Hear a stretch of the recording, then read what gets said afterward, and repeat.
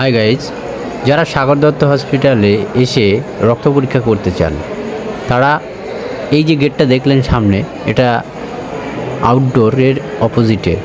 এখান থেকে ঢুকে সোজা চলে আসবেন। এসে প্রথমেই কিন্তু ওই যে দুটো কাউন্টার দেখা যাচ্ছে, ওখান থেকে স্লিপ নেবেন। এর জন্য কিন্তু সকাল 9টার সময় এসে লাইন দিতে হবে। স্লিপ নেওয়ার পরে রক্ত জমা করতে যাবেন। তার আগে বলি, এই রক্ত জমা করার 4 দিন পরে কিন্তু এই যে লাইনটা দেখছেন, এই লাইনে এসে রিপোর্ট নিতে হবে। এবার চলুন যেখানে রক্ত জমা করবেন সেই জায়গাটায় নিয়ে যাই।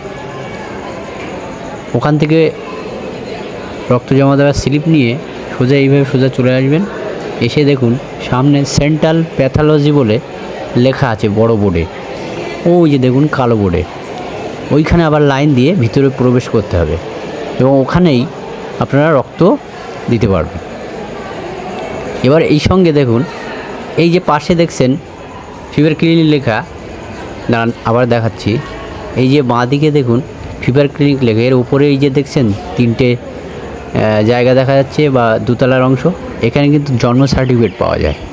আপনারা এখান থেকে জন্ম সার্টিফিকেট নিতে পারবেন। Thank you.